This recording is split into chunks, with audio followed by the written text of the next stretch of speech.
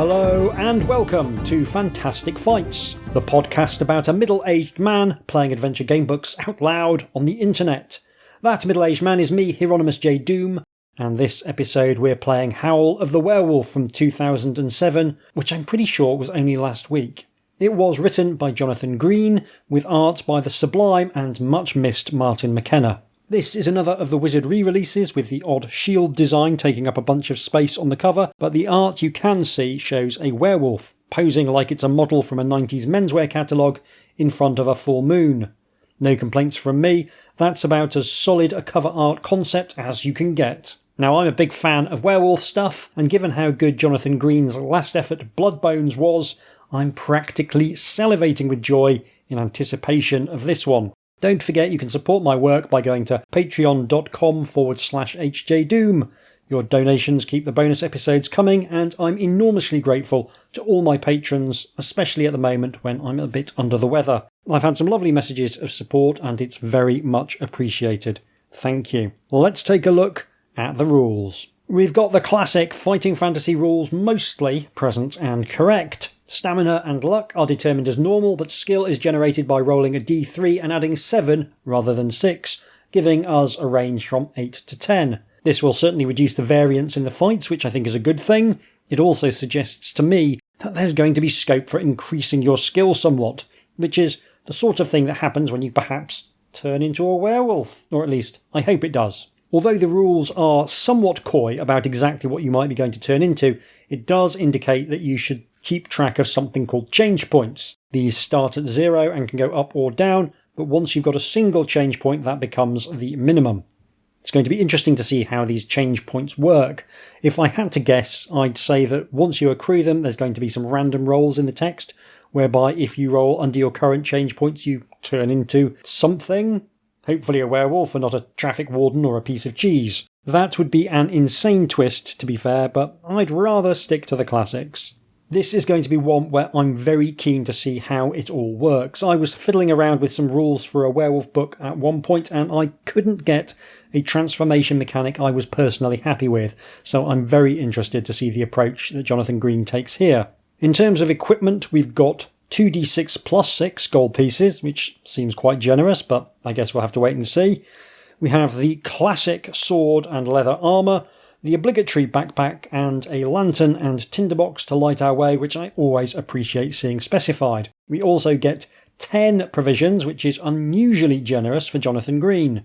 Now, I've heard this book is a little bit less punishing than some of his previous fare, and honestly, it had better be a bit less punishing because my character has the minimum starting skill of 8.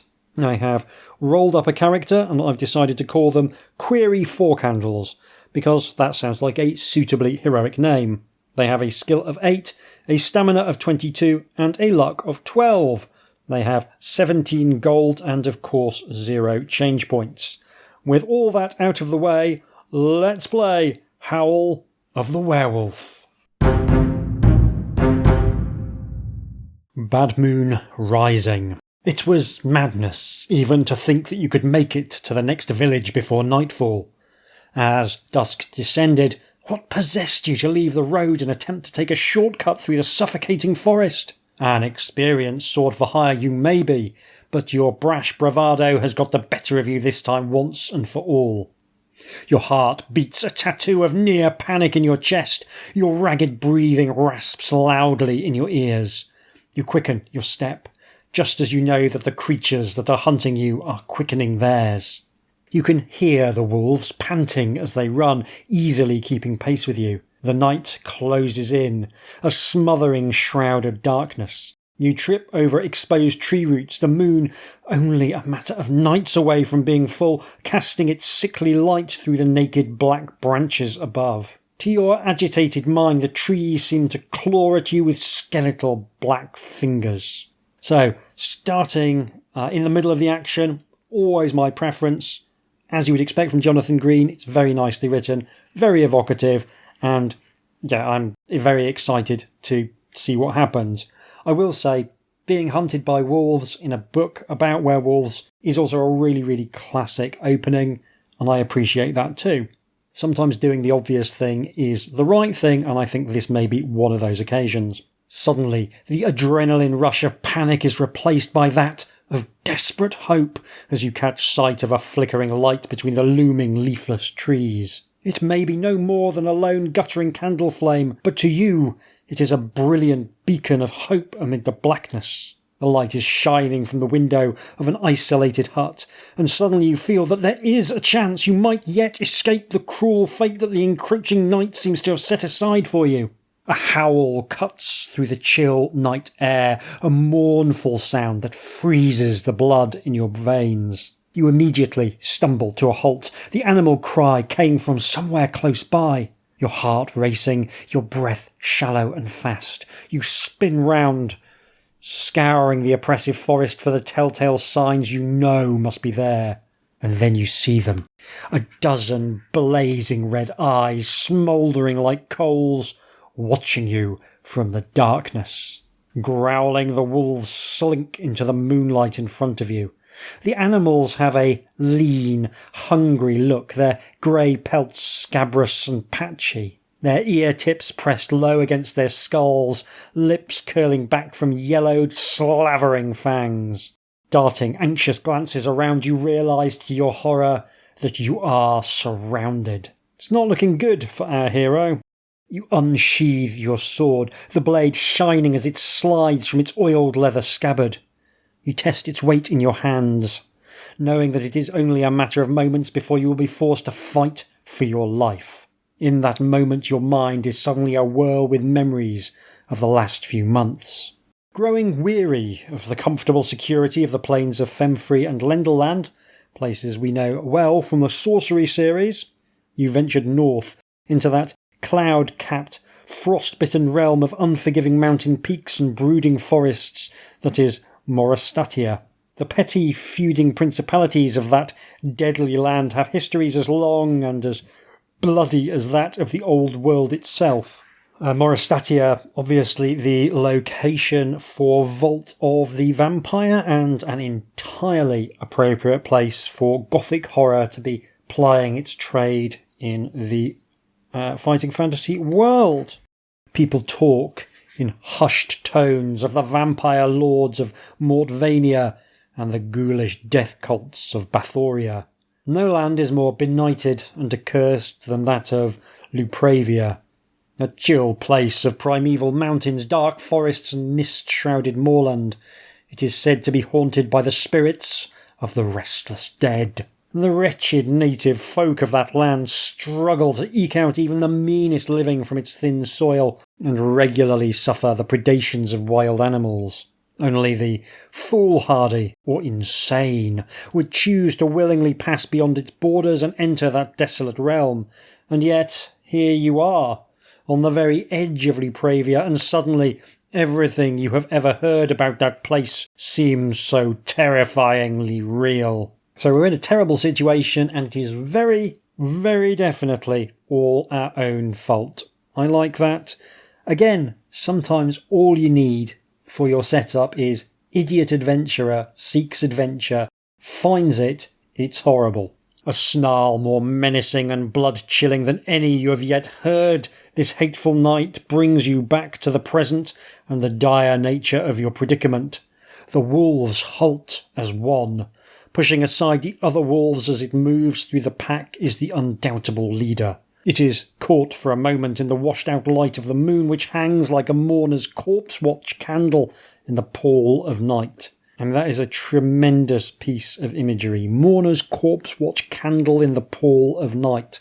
That is the most purple prose I think I've seen in any fighting fantasy book, and I love it. The creature is huge, a monstrous beast twice the size of any other wolf in the pack. Its pelt is utterly black, apart from the one long streak of grey that runs from the top of its head all the way down its back. The look of evil intent is in its eyes, something wholly unnatural in a wolf, something almost inhumanly human. That, on the other hand, is a terrible piece of imagery. Inhumanly human might be one of the worst descriptors I've ever seen. So, Jonathan Green giveth, Jonathan Green taketh away. I mean, it's so bad that it is also enjoyable. A guttural growl that speaks of your imminent demise rises from deep within its chest, and the wolves begin to move again. With death reflected in its eyes, the great wolf prepares to pounce. So we're off to section 1. And there is a picture of the wolf. It is oddly goofy looking, I will say. Martin McKenna, not generally an artist given to kind of goofy exaggeration, but this wolf does have a little bit of a TV mascot from the 1990s gone wrong about him. It's as though McKenna's tried to do a sinister wolf, but also the goodest doggo that there ever was, and hasn't quite managed to reconcile those two irreconcilable opposites. It's nicely rendered. The muzzle in particular is very nice, and there's some lovely smaller wolves in the background, emphasising just how big and muscular this wolf is. It's a perfectly brilliant bit of work. It's just got a slightly odd vibe. And I wonder whether that's perhaps deliberate, the fact that he knew he was dealing with horror, and also the books are trying to be aimed at teenagers and young people, and not wanting to make it too horrible so as to give people nightmares. With the wolf pack steadily closing in on you and the great wolf tensed ready to attack in an instant, you are going to have to act fast and use all your cunning if you are ever going to get out of this dire situation alive. So we can turn our back on the wolf and try to run for it. I feel as though the wolves will be faster. We can stand our ground and prepare to meet the black wolf's inevitable attack. Might be good. Or we can seize the initiative and charge the wolf. Now, my instinct is to go for seizing the initiative and charging the wolf, but I know in previous Jonathan Green books he has sometimes thrown in a little thing in the first encounter where if you charge, you have to make a roll, and if you fail the roll, you fall flat on your face. So that might not be the best of the available options. I feel as though standing your ground is the safest of the available options, so that's what I'm going to go for. Feeling the familiar, reassuring weight of the blade in your hand, you take a deep, measured breath to calm yourself and prepare to meet the beast's attack. With a snarl, the creature is on you. The black wolf has a skill of 8 and a stamina of 9. After 2 further attack rounds, or if you reduce the black wolf's stamina to 7 or less, we have to go to another section. So, for the first time this adventure, I'm going to roll some dice. That was a very quick fight because I won the first combat round and reduced the black wolf's stamina to 7. As you battle the black wolf, you become increasingly aware of the rest of the wolf pack continuing to close in around you, and that momentary distraction is all that it takes. You stumble on an exposed route and lose your footing. The huge wolf seizes the opportunity with unnerving animal cunning. Your sword arm flailing as you try to maintain your balance, the wolf smashes through your compromised defence and hurls you bodily to the ground. You feel its great weight on top of you, the breath knocked out of you. You can smell its fetid carnivore's breath, hear its snarl in your ear, and then, with a savage cry of animal satisfaction, the wolf sinks its fangs into the flesh of your shoulder. Lose 2 stamina points. Stamina now 20. Your agonised cry is suddenly joined by a howl of pain as the wolf releases its grip. Your vision greying, you see a tall, thick-set figure standing over the black wolf, a sturdy woodsman's axe raised above his head. The axe descends again and the wolf gives a strangled yowl and leaps off you. The woodsman swings his axe again and the wolf flees, yelping, the rest of the pack skulking after their leader. Then the great figure is looming over you. Defeated by pain and blood loss, your body cannot take any more, and you black out. So, exciting stuff to begin with. I think we've been bitten by a werewolf. Nice to get that out of the way early doors. You wake from a feverish and terrifyingly realistic dream in which a wolf is snapping at you with slavering jaws. You open your eyes and find yourself looking up at the cobwebbed rafters of a wooden shack. You are suddenly brought back to the present with a start, a rush of unbidden and unpleasant memories whirling through your mind. You remember catching sight of the hut between the trees, a beacon of hope in the cold wolf-haunted night. Your next recollection is a painful one, the savage attack by the black wolf. And then you recall the face of the woodsman peering down at you, his axe gripped firmly in his meaty hands, its sharp edge ruddy with the wolf's blood. But now you are lying on the uncomfortable straw-stuffed mattress of a pallet bed. You force yourself to sit up and gasp in pain from the savage wolf bite you received to your shoulder.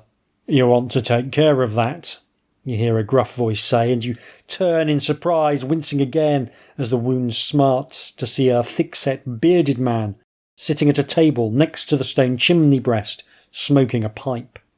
His careworn face is lit by the dull orange glow of a fire crackling in the hearth. "I've cleaned and dressed the wound as best I can, but it's going to take time to heal."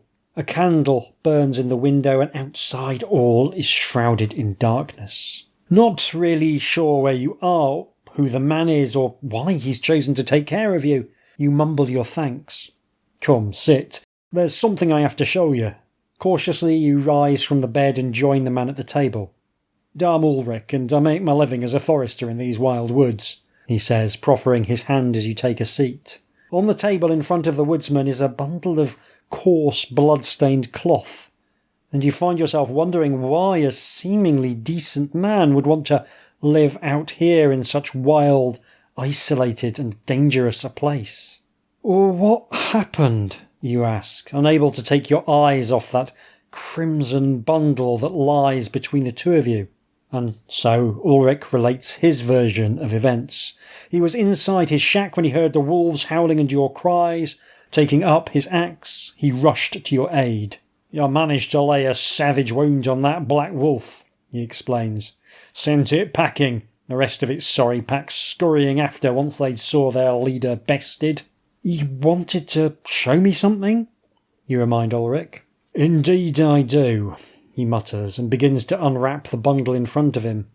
"I told you I dealt that wolf a savage blow. Well, in fact, I cut off its paw. At least, it was a paw to begin with." Ulrich peels back the last strip of blood-stained cloth. "But tell me, does that look like a paw to you?" Lying on the table in front of you is a gnarled, black-furred claw somewhere between a human hand and a wolf's paw. Horror twists your heart in its chilling grip. Before Ulrich even has a chance to explain, you already know what he is going to say. "Well, that wasn't a wolf that attacked you out there in the woods. It was a werewolf," you finish. You know what this means. It would explain your feverishness and horrible hallucinatory dream. For the bite of a werewolf, a man cursed to take on the form of a wolf when moonlight bathes the world, carries the dread disease of lycanthropy. That selfsame affliction that is responsible for its own ghastly transformation. It is as good as a death sentence, for without a cure, the only future you can look forward to is one of madness and murder, as the wolf inside you struggles to free itself and satisfy its bloodlust. This really is tremendously well written. You stare at the grotesque object lying on the table. Even as you watch, it appears to become more human and less animal in form. Seeing your reaction, Ulrich says, "This is an evil thing and should be destroyed. Throw it in the fire and be done with it." Do you want to throw the changing hand into the fire immediately, or do you want to take a closer look at it first? Well, I will throw it in the fire, but I'm going to give it a little bit of a look first, because there may be some kind of useful clue that will help me track down the werewolf that has bitten me. Taking the hand in your own by the flickering amber light of the fire, you examine it. The hand is now almost completely human, except that it still sports particularly long and hardened claw-like nails. But there is something else. On the middle finger there is a large gold signet ring bearing a remarkable crest on its circular face. The crest shows a howling wolf's head against a full moon. If you want to keep this morbid curiosity, add the signet ring to your equipment list. I have to say, if I was a werewolf, I don't think I'd be providing endless clues to that fact in my dress and accoutrements. Maybe I'd just wear a My Little Pony ring instead of a ring that says, I am a werewolf, by the way. That werewolf that's been killing people in the town, that is me. I mean, there is something to be said for hiding in plain sight, I suppose, but even so, I think I'd want to be a tad more circumspect than this werewolf seems to have been. Anyway, we will keep the signet ring. Picking up the transformed hand, you hurl it into the fire with a scream of rage, and then watch as the fingers blacken and burn, the flesh crisping and crackling in the hungry flames. Then I am doomed, you say in utter despair as you gaze into the fire. Doomed to become a creature of bloodthirsty appetites. I shall be unable to control when the moon waxes full. I shall be an outcast, an animal, a murderous beast. Add 3 points to your change score. Change score now 3. Maybe not, Ulrich says, fixing you with an unnerving stare. There is something old and forbidding about the dark pits of his eyes, as if there is something else looking out of Ulrich at you. There may still be hope for you. There is? Then what is to be done? You press the woodsman to tell you more. What does he know that you do not? I know of 2 cures for lycanthropy, but we will have to act quickly. Ulrich will help you, but why? Let me just say that we all have our secrets. So what are the cures? The surest way is to find a werewolf that infected you with its bite and then kill it. You could also eat a sprig of the herb belladonna, if you could find some. And there is one other course of action we could take. We could seek the assistance of Grandmother Zakova, the wisest person I know, who lives further into these woods over the border in Lupravia. But it is up to you. What do you want to do? So we can either pursue the wolves in the hope of hunting down the animal that bit us, search the wood for the herb belladonna, or go in search of the wise woman Grandmother Zakova. I mean, revenge seems like the simplest and most action-bound of the options, and that is the one I'm going to go for, because I think it's the most cinematic of the options. Ulrich leads you back to the spot where you were first attacked. From there, it is not hard to pick up the trail left by the wolves as they made their flight. By the flickering yellow light of your lantern, and thanks to Ulrich's knowledge of these oppressive woods, the 2 of you follow the animals' tracks deeper and deeper into the forest. The trail you find yourself following leads you a merry dance indeed, and on more than one occasion you find yourselves doubling back along paths you have already taken. And then the eerie howling reaches your ears again, deadened by a mist that is rising from the darkened hollows between the trees. You quicken your pace, determined to catch up with the black wolf and its kin before they can escape you again. You crest a rise and suddenly find yourself looking down on a stone-built thatch-roofed cottage, nestling between the looming trees at the bottom of a slope. By the cold silver moonlight you can see the wolves circling the cottage. But from the snarling of the animals and the scraping of claws on wood, it sounds very much like the creatures are trying to force their way into the cottage. By the spirits! Ulrich suddenly exclaims. Grandmother Zakova! And then he is rushing down the slope ready to meet the wolf pack with his axe. You cannot let him fight this battle alone, and so, despite your weariness, you sprint after him, sword drawn. You will fight the wolf pack as if it were one creature. Every attack round, as well as rolling for your attack strength, also roll for Ulrich's. He has a skill score of 8, just like me. During an attack round, if his attack score is higher than the wolves, then he also delivers wounds totaling 2 stamina points to their total score. So the wolf pack has a skill of 7 and a stamina 14, but there's more. We need to keep a note of how many attack rounds the battle lasts. If we reduce the pack's stamina score to 0, we've driven them off. And if Ulrich and I manage this in 7 attack rounds or less, one thing happens. If it takes 8 attack rounds or more, then presumably something bad happens. So 7 attack rounds to do 14 points of damage on a wolf pack with a skill of 7, given that I've effectively got 2 attacks, should be absolutely fine. I'm going to roll some dice. I have defeated the wolf pack in 6 rounds. Honestly, it was a very good job that Ulrich was there, because I was rolling terribly, he was rolling really well. And the wolf pack managed to reduce me to 14 stamina points, which is quite the significant knock to my stamina, considering that I had one more skill point than them. However, we have managed to defeat them in a timely fashion, so let's find out what that means. I've only just realised that this book is actually considerably bigger than the average fighting fantasy book, which I didn't mention at the start, being 515 paragraphs long, so a good meaty adventure. As the last of the wolves turns tail and flees, you follow Ulrich as he strides up to the iron-bound oak door of the cottage, the wood gouged to splinters by savage claw marks. "Grandmother," he calls, "it is Ulrich with a friend in need of your help." Tiny hatch in the middle of the door slides open, and two cataract-blurred eyes peer out before the hatch is shut fast again. There is the grate of bolts being pulled, and then finally the door opens. A hunched figure ushers you both into the warm glow, muttering something about "damned wolves," before slamming the door shut again and throwing back the bolts. Peering out from under a woolen shawl, the old crone looks you up and down, blinking myopically. She has a hooked nose and chin and looks every part the witch, with a chain of silver charms hanging round her neck. "So it's you who needs my help, is it?" Grandmother Zakova asks. You listen in nervous anticipation as Ulrich tells the old wise woman what has happened. You expect her to cry out in horror and run screaming from the cottage at any moment, but the old woman appears to take in what Ulrich is telling her with earnest concentration.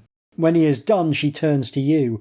Without saying a word, she starts to prod and poke, looking in your eyes and getting you to stick out your tongue. She also takes a look at your wolf bite. "Lycanthropy is a terrible and crippling curse," she says at last, "but you are fortunate to have met trustworthy Ulrich this night, and that he has the foresight to bring you to me.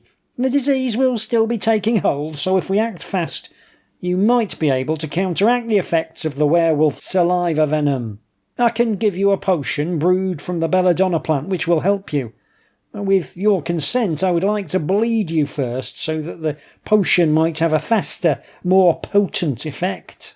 Will you let the wise woman bleed you before administering her potion, or will you refuse and simply take the potion without being bled first?" Well, obviously, we all know that bleeding in a medieval setting is incredibly good for you. Got to get that dangerous, dangerous blood out of your veins as quickly as possible. Just the worst medical advice that the human race, I think, has ever come up with, more or less. I mean, it's up there with allowing the sacred dogs in the Temple of Healing to lick the sores of the afflicted, I guess, which was a genuine cure for various things in ancient Greece. I mean, possibly still less dangerous than just removing blood. Anyway, we are going to let her bleed us because I am nothing if not a role player, and I believe in following the conventions of the time. Grandmother Zakova sits you down on a chair, and then, without making any great show of what she is doing, pulls up the sleeve of your jerkin and puts a knife to an exposed vein. The blood starts to flow hot and dark, and she collects it in a shallow wooden bowl. The wise woman keeps the wound open for several minutes until you start to feel light-headed and woozy. Lose 3 stamina points. It's fine, I'm going to eat something. Stamina now 11. Just as you think you are going to pass out, she staunches the flow of blood with a poultice of herbs and then quickly binds the wound with a strip of cloth bandage. As you take a moment to recover from the bleeding, Grandmother Zakova takes a stoppered gourd bottle from a shelf and warms its contents in a small cauldron over the fire. She adds a bundle of dried herbs and then leaves the concoction to simmer. The close air inside the cottage is filled with an acrid aroma. Another half hour and the potion is ready. "Drink this," Grandmother Zakova commands, shoving a ladleful of the viscous grey-green liquid in front of your lips. Holding your nose, you swallow the potion in a single gulp, hoping not to taste it. And although you feel no obvious effects, the potion begins to act immediately, slowing down the transformation that the lycanthropy is working upon your physical form. Which on the one hand is great, but on the other hand, I did want to find out what happens when you turn into a werewolf, so That's not so great. However, it reduces my change score by 2 to 1. Now I'm going to take the opportunity to indulge my growing carnivorous tastes and scarf down one of the many full meals I've got in my pack, a lamb pasander, which will get me 4 stamina points as usual, and that will get me back to 15 stamina. Do I want to eat another portion of provisions? I'll wash that down with a tasty salmon and cream cheese bagel, I think. Yep, that will get me to 19 stamina. Nothing like a big meal to help when you've just had half your blood taken out. So am I cured? You ask the wizened wise woman. Have you rid me of the curse of the werewolf? Before Grandmother Zakova can answer, a chilling howl cuts through the night. It came from outside the cottage. Spirits preserve us, she gasps, clutching the necklace of charms around her throat. They're back! Ulrich hurries to double-check that the iron-bound door is secure. The howl is joined by other lupine voices coming from all around the cottage. The wolves have Grandmother Zakova's cottage surrounded. There is a sudden and totally unexpected rap at the door, which makes the old woman start and Ulrich tighten his grip on the axe. And then comes the voice that you will never forget as long as you live. Little pigs, let me come in. Begone, night creature! Grandmother Zakova screams. For a moment the only sound is the snuffling of creatures prowling the perimeter of the cottage. The relative peace is violently broken by furious fists beating on the door. Let me in, you wretched swine. The malevolent yet refined masculine voice continues. My brothers and I wish to dine with you, and if you won't let us in, I'll huff and I'll puff and I'll break my way in. Unseen man's scream of rage seems to transform into an unearthly howl. The wolf pack takes up the cry, and deep inside you something strains to answer their call. Roll 2 dice. Is the total rolled less than or equal to your current change score? Well, my change score is 1, so it can't be.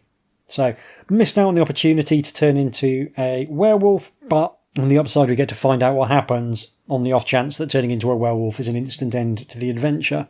The cottage shudders with a resounding crash as something throws itself at the bolted door. Incredibly, the wolves are attacking the cottage, trying to force their way in. You are going to have to help defend Grandmother Zakova's home from the creature's determined assault. There are 3 ways into the cottage: the door by which you entered and 2 windows. Ulrich, Grandmother Zakova and you all guard 1 entrance each. Choose who is covering each entrance. 8 wolves will attempt to break into the building. Roll 1 die for each wolf. On a roll of a 1 or 2, the wolf charges the door. On a 3 to 4, it attacks the first window. On a 5 or 6, the creature assaults the second window. The door can resist 1 wolf attack. Ulrich will be able to kill 2 wolves before any of the animals can get past him and into the cottage. Grandmother Zakova can dispatch 1 wolf with her trusty frying pan. Awesome. Before any of the others get the better of her. Any wolves that you must face, you fight 1 at a time, adding 1 to your attack strength because you are defending a narrow opening. The wolves have a skill of 6 and a stamina of 5 each. So, complicated, but I understand. So, I'm going to stand by the door myself, put Zakova by the first window and Ulrich by the second window. So, we've got 8 wolves. I do love a mini-game. So, let's see. The first wolf goes to... I've already forgotten what I said about the ordering of it. I've already forgotten. Right, okay. I genuinely had to pause the recording then, go back and listen to what I'd recorded to find out what order I decided we were going to stand by the various apertures of this building. So, anyway, first wolf goes to the second window. That is Ulrich. He takes out 1 wolf. Next wolf goes to the middle window. That is Grandmother Zakova. She takes out her single wolf with the old frying pan. The third wolf goes to the second window. That's Ulrich again. He takes out his second wolf. None of them have come to me yet. Next wolf does come to me. The door holds firm. So from this point, it doesn't matter which entrance the wolves try and force, they're all going to get through. So I'm going to have to fight all 4 wolves, one after the other. I'm not doing that on mic, that's insane. So I'm going to roll some dice. I have defeated the remaining wolves. They reduced me to 15 stamina. Once you have dispatched any remaining wolves, with the pack's attack repelled, the wizened old wise woman turns to you, fixing you with her needling gaze. "Tell me again about the creature that attacked you," she says. "Do you have a signet ring?" "I do indeed." You tell Grandmother Zakova how Ulrich hacked off the werewolf's paw when you were first attacked, how it turned into a human hand afterwards, and of the signet ring you found on the middle finger. "Let me see it," the old woman demands, so you take it out and show it to her.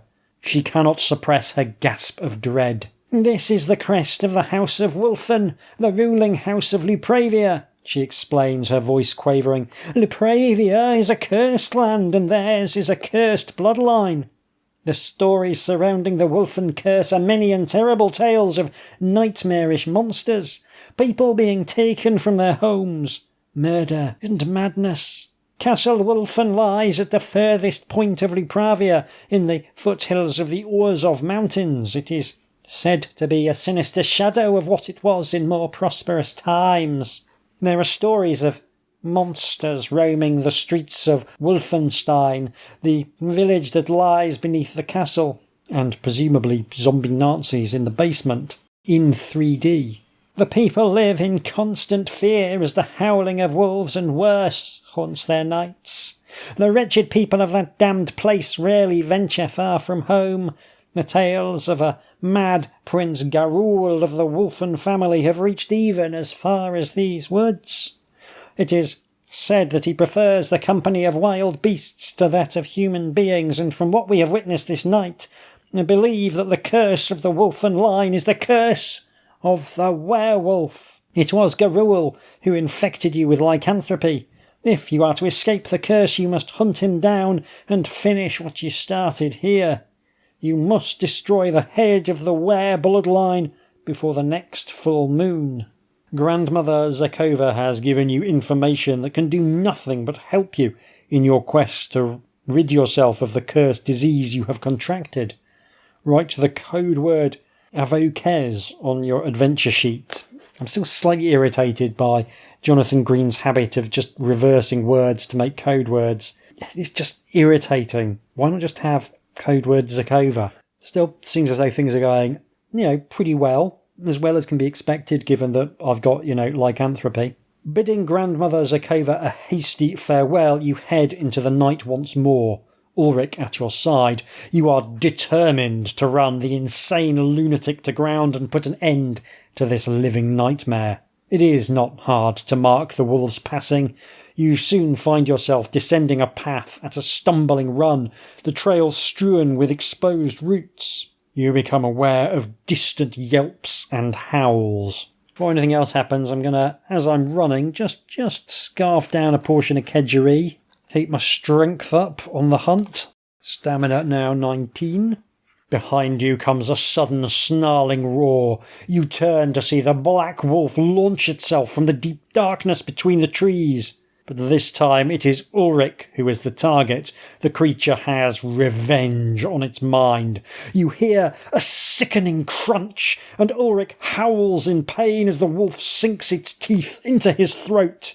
Then the woodsman lies still. You watch, frozen for a moment in disbelieving horror, as the wolf rises from Ulrich's prone form. You realise it is now standing on its hind legs. Only the creature is a wolf no longer. Its body is shaped like that of a man, although it is still covered in coarse black fur and has the unmistakable snout and arrow-tip ears of the wolf. It has become something more than beast and less than human.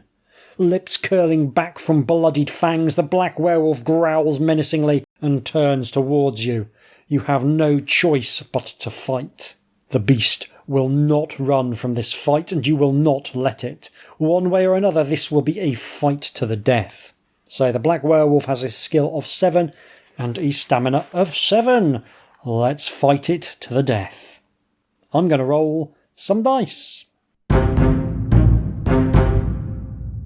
That was a lot harder than I was expecting, but I have destroyed the black wolf. It reduced me to 5 stamina points. It is a really good job. I ate that kedgeree before going into battle, as otherwise I guess I'd still be alive. I'd be on 1 stamina point. But yeah, not my finest sword fighting hour, it has to be said. But I have defeated the black werewolf. I mean, it feels as though this isn't going to be the end of the adventure. There's going to have to be some kind of twist, unless he's just going for multiple endings. With a final thrust, your sword enters the werewolf's chest, sinks up to the hilt, piercing the creature's heart until the tip emerges from its back. The beast dies, issuing one last howl as its limp body slides from your blade. Your attention immediately turns to the wretched woodsman who lies some feet from you where he was felled. You are about to rush to your friend's aid when you suddenly stop yourself. You have faced the beast lying at your feet more than once this night. Can you be certain that the fiend is really dead at last? Will you make a closer inspection of the werewolf's corpse or go straight to Ulrich's aid? I don't want to sound callous, but he took a werewolf bite to the throat. I'm going to go out on a limb and say it's all over for Ulrich. If I can keep this werewolf from coming back itself, that means that he won't come back. So that's got to be my priority. So I'm going to go and look at the werewolf corpse. You crouch over the body of the werewolf, lantern in one hand and sword in the other. Before your eyes, the creature undergoes one final transformation. You watch appalled as the beast sheds much of its thick black hair and the corpse becomes that of a pale-skinned, wild-haired man missing his left hand. Suddenly aware of a snuffling sound behind you, you turn and come face to face with what looks like a furious grizzly bear. Then you see that it is dressed in the tattered clothes of your woodsman ally. It takes you a moment to realise the terrible truth of what has happened before the werebear is on you. Terrible steel dagger claws ready to tear you limb from limb. There is a picture of the werebear coming towards me. I mean, it looks like a big bear, just very slightly breaking the frame, which is something I always kind of appreciate. It's a really interesting way of creating perspective and a sense of dynamism, breaking the conventions of art in order to give a sense of action to the scene. Yeah, I mean, it's really, really good. Of course, it's really, really good. Great big slavering maw and claws taking up like nearly a full third of the picture. Yeah, it's just fabulous. You hesitate for a split second and the beast cuffs you with one mighty paw. Lose 2 stamina points. Feel like this might be the end. Stamina now 3. And the werebear has a skill of 8 and a stamina of 10. And if the werebear wounds me 3 times or more, I must add 1 to my change score, which isn't going to happen because I've got 3 stamina points left, and unless the werebear rolls as badly as I did in the last fight, I am very definitely dead. So, probably for the last time this adventure, I'm going to roll some dice. I have defeated the werebear by burning 3 points of luck in order to keep myself alive and deal extra damage to the werebear. My luck is now 9, my stamina is now 2. So I am going to eat a chicken in a basket, a beef Wellington, and have a side of steak flavour McCoys. That is 3 portions of provisions, all very meaty, to gain 12 points of stamina and get me back up to 14. And I was only wounded once, so I don't need to increase my change score. With a sorrowful heart, you gaze down at the dying Ulrich, who has regained his human form. "Do not blame yourself, my friend," he manages. "We all have our secrets. I should thank you for releasing me from my own dreaded curse."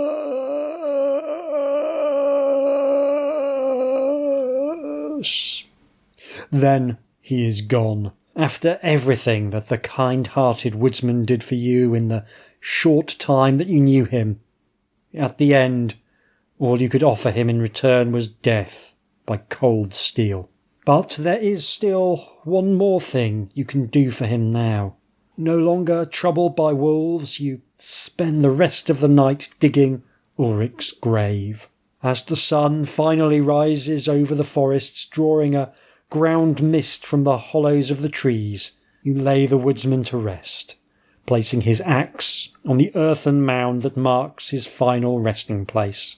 You leave the spot with a heavy heart, and not only because you have had to bury a good man, whatever dark secrets might have troubled his soul.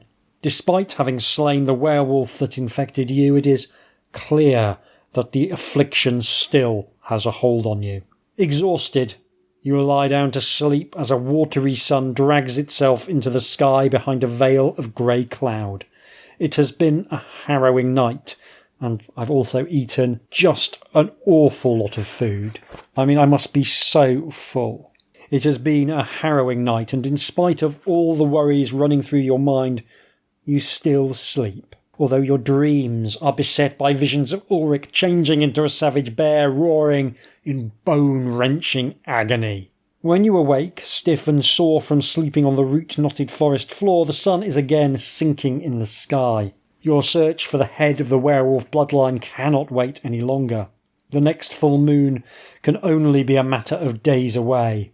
Something in your blood tells you that the resolution of your quest lies somewhere within the land of Lupravia. Walking east, you descend out of the chilly forest and emerge on the westernmost boundary of the principality. There is a noticeable absence of birdsong which unnerves you. Crossing gorse-covered heathland in the far distance, you can see the hazy purple peaks of the mountain wall that holds the ancient principality of Lupravia within its rocky embrace. Ahead of you lies a land of menacing forests, boggy moorland and abyssal river gorges. Nestled at the base of the narrow valley you are descending is a village of grey, steeply pitch-roofed buildings clustered together as if for mutual protection from the bleak wilderness all around them. Stony, cropless fields surrounding the settlement make the whole place appear truly uninviting. Could be worse, could be full of roundabouts like Milton Keynes. As you get nearer still, a weathered road sign informs you that you are approaching the village of Strigoiva. Beyond the huddle of houses you make out a road that leads away from Strigoiva before forking in 3 directions. Do you wish to enter the village? I think I probably do, even though the name of the village might as well be Vampire Town. But I think that is as good a point as any to call a halt to this particular adventure. I am enjoying it a phenomenal amount. I don't want to spoil more than the opening. I think the death of Ulrich makes a perfect inflection point at which to take a pause. So I have survived thus far, albeit only by the skin of my teeth. There's a lot of thoughts I'm already having about this book, mostly that the atmosphere is phenomenal, the dedication to creating a constant sense that you're trapped in a gothic horror movie is just fantastic. It's up there with Vault of the Vampire, it really is. That's one of my favourite horror fantasy game books. So, I'm going to go away. I'm going to continue playing through this delightful game book on my own time. I will be back for you in just a few moments with some closing remarks. Tatty bye. I have completed Howl of the Werewolf, although not with Query Fork Handles, who sadly didn't make it all the way to the end. It's traditional that I die within moments of stopping the recording, but on this occasion my hero was able to enjoy several additional adventures before ultimately perishing in a cave system full, and I really do mean full, of spiders. Just so many spiders. Too many, it transpired, for poor Query Fork Handles. I did, however, beat the book on my second attempt, and this reveals something important, which is that this is the first book Jonathan Green has written for the Fighting Fantasy series that is actually fairly easy to beat. I gather he made a conscious effort to reduce the difficulty after feedback, and it really shows. It makes Howl of the Werewolf feel a lot more welcoming than a book stuffed with gothic horror has any right to feel. I had very warm words for Jonathan Green's previous effort, Bloodbones, and compared it favourably with some of the classic fighting fantasy books from back in the day. I have to say that Howl of the Werewolf is, for me, even better.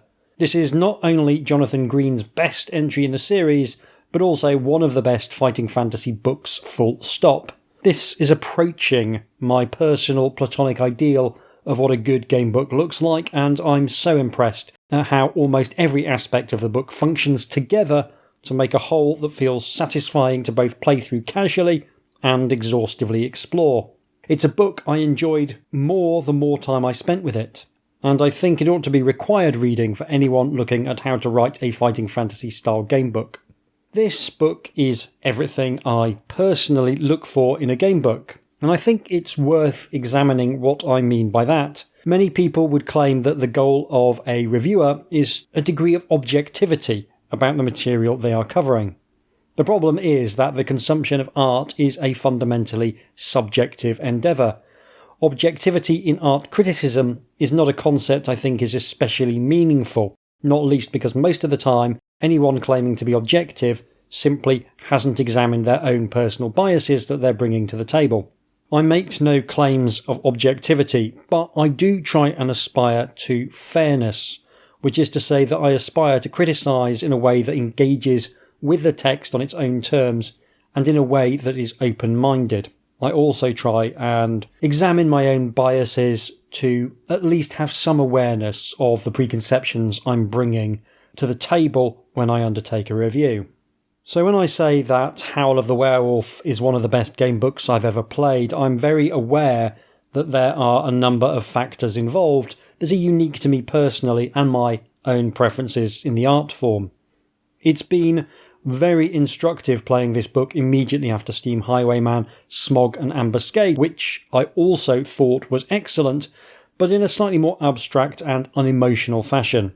Steam Highwayman appealed very much to the designer in me, whereas Howl of the Werewolf appeals to me as a player. This is an approach to game books I personally enjoy more than anything else in the field, and it probably has as much to do with the very first game book I ever played being Forest of Doom as with anything to do with the actual design on display here. Structurally, this is for me a perfect marriage of narrative and freedom. You've got a nice, simple framing plot where you need to get rid of the old lycanthropy that you've come down with, and within that framing story, there's a series of areas, each with their own mini-narrative attached. You can bumble your way through to the end without too much difficulty, especially if you're prepared to fudge the odd dice roll, but careful exploration reveals a delightful meta-plot where the eventual bad guy is one of 5 monstrous and evil beings who are blighting the local area, any one of whom might theoretically usurp his position of influence if they aren't taken care of as well. This is a great underlying theme and also allows Green to divide the book into 5 distinct areas, each with a silver dagger concealed within it. It's only by defeating the mini-boss of each area that you'll be able to collect all 5 silver daggers and use them to unlock the best version of the ending. It will certainly take several attempts to find the path that enables you to explore all of the different necessary areas, and there's a few blind alleys and additional locations to explore along the way. I enjoy finding all the different areas, even the blind alleys. It's something that makes the gamebook feel really replayable to me. I love feeling like I can find something new on every playthrough, whilst also being able to grasp the overall structure and layout relatively easily. A series of smallish areas that feel manageable to explore exhaustively is ideal for me, and this book is exactly that. Of course, exploring areas is only fun if the encounters within those areas are good, and I really like all of the encounters in this book. My love of horror, and old-fashioned horror in particular, is well documented by this point. I am predisposed to like anything that feels like being trapped in a Hammer horror film from the late 50s or early 60s, so Howl of the Werewolf was always going to sit well with me on that level. It's similar to Legend of the Shadow Warriors, another personal favourite, in managing to combine both horror and fantasy gaming tropes seamlessly without either element feeling shortchanged.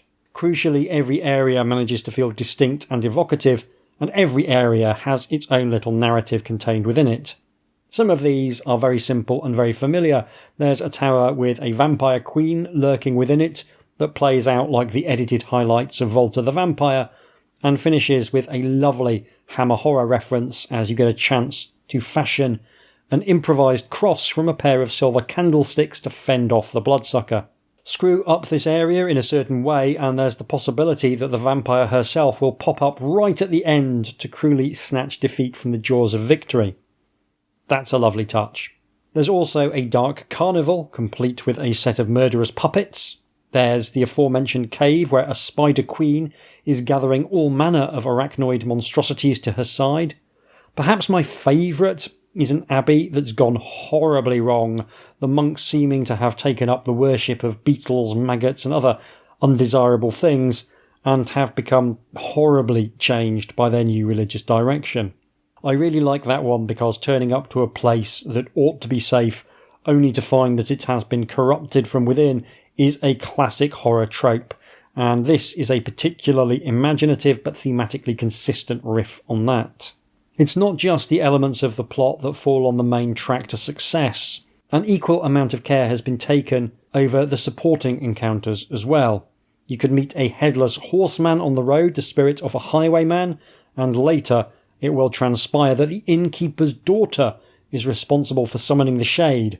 She loved the highwayman and now has embarked on a black magic-fueled attempt to rekindle their love even after his death. There's also a farm oppressed by a brooding curse, the elderly farmers having taken a demonic changeling into their home.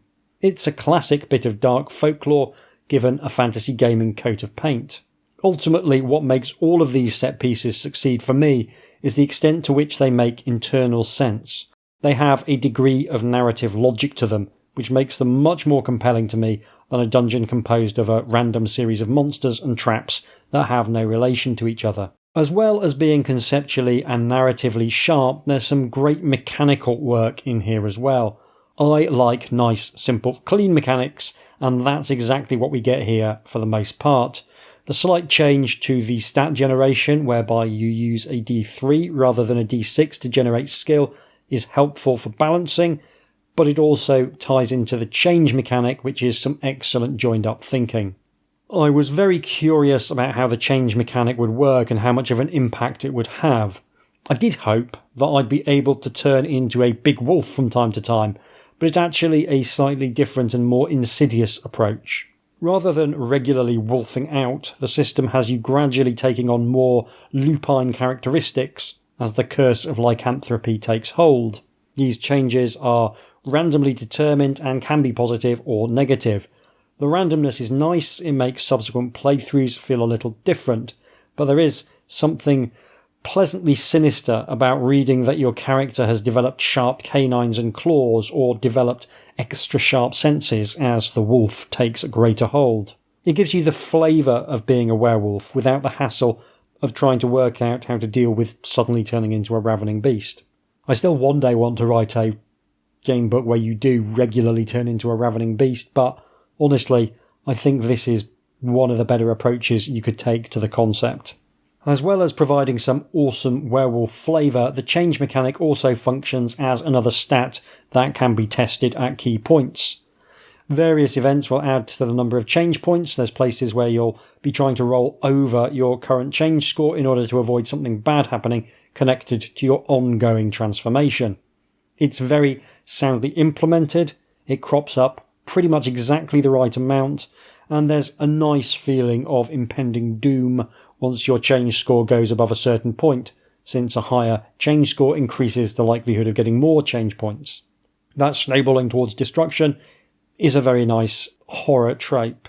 Failing a change roll at certain crucial points, not least the climax, will lead to instant death, but there's also a few occasions where a failed change roll will actually unlock a positive outcome, whether that's being able to track a monstrous dog or getting a surprisingly friendly reaction from the weird outsiders of the Dark Carnival. Again, there's been thought given to the narrative of the change, not simply a narrow mechanical approach.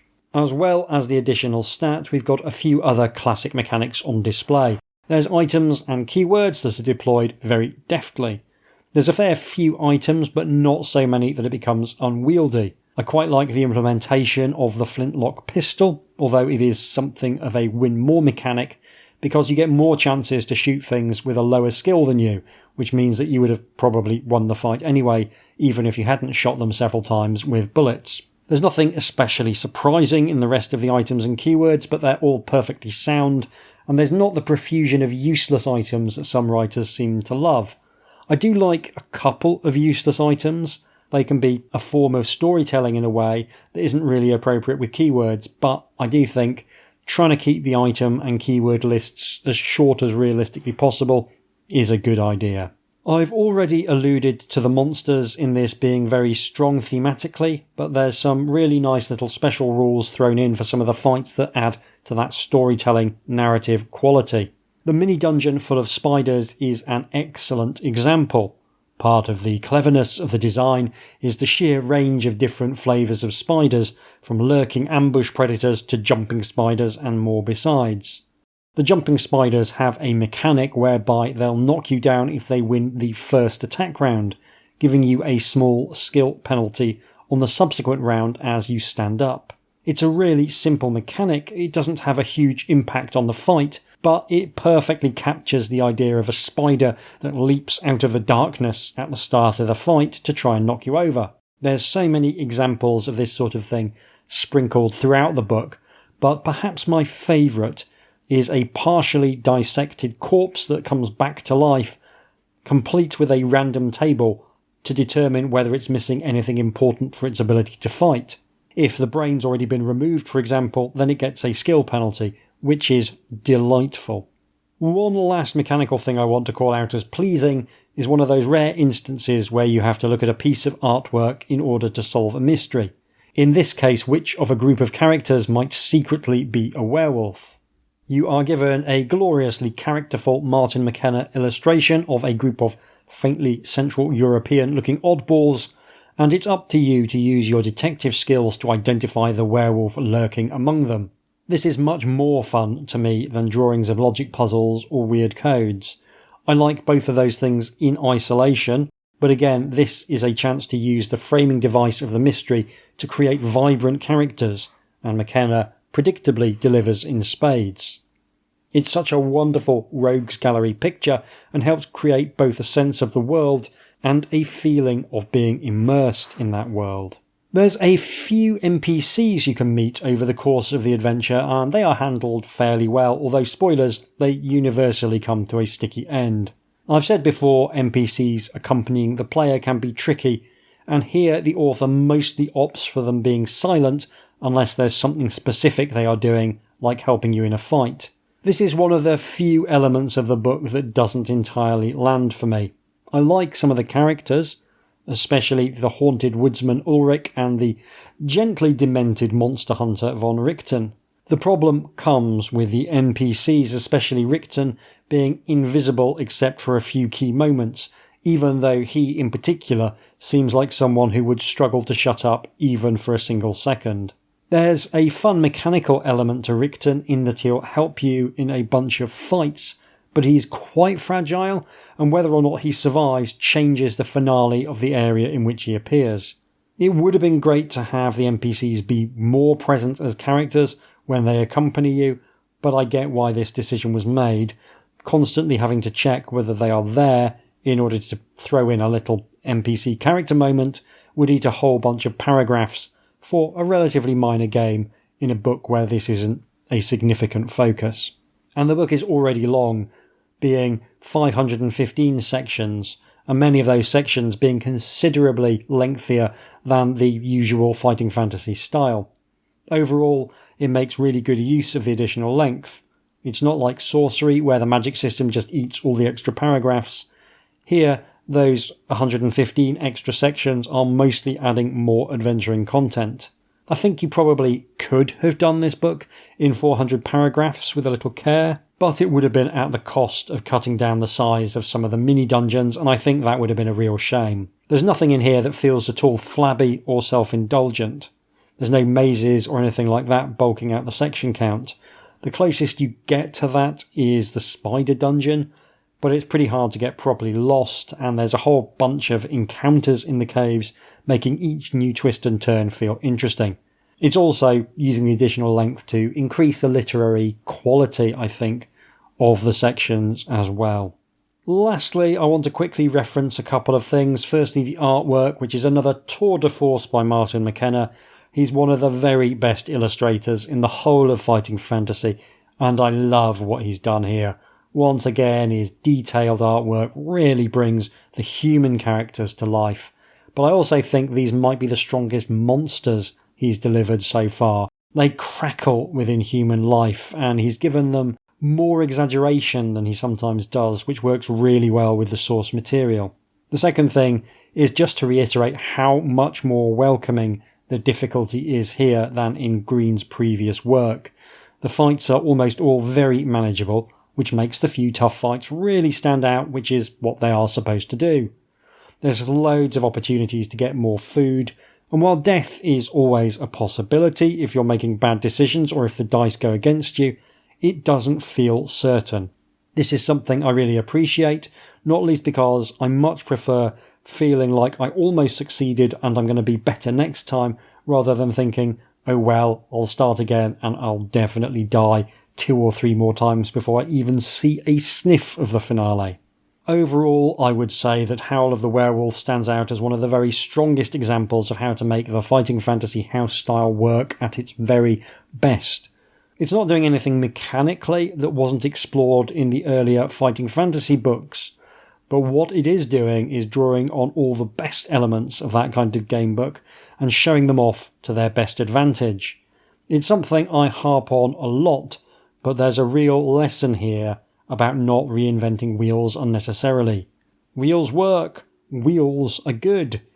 Use the wheels that people have developed and you'll have a smooth journey. Sometimes to elevate your art, all you have to do is build on what other people have built, and Howl of the Werewolf is a great example of that. Don't get me wrong, if you are a really skilled games designer, you can create tremendous things by writing books with innovative mechanics. But if you're more of a writer than a designer, then stick with what already works, and if you do it better than anyone else, you can turn in something truly exceptional. And I do think Howl of the Werewolf is truly exceptional. I had such fun with this book, and it captures, for me, what is the essence of fighting fantasy. I'd like to thank James Druitt for generously providing the copy of Howl of the Werewolf that I played. Unsurprisingly, given how good it is, it's quite pricey on the secondary market despite having had multiple printings, but I understand there are PDF copies circulating, and that's certainly more attractive than spending north of £100 on a second-hand copy. I'd suggest using that and then buying one of the author's current game books as a better use of your cash and a better way to support Jonathan Green's work. I'd also like to thank Al Greer for sending me a map he'd done of the book, which was helpful in tracking down a few odd elements that were eluding me on subsequent playthroughs. You can contact me by email at hjdoomretrofun, all one word, gmail.com, or by following me on Blue Sky at hjdoom. Thank you very much for listening. Take care, and I'll see you soon.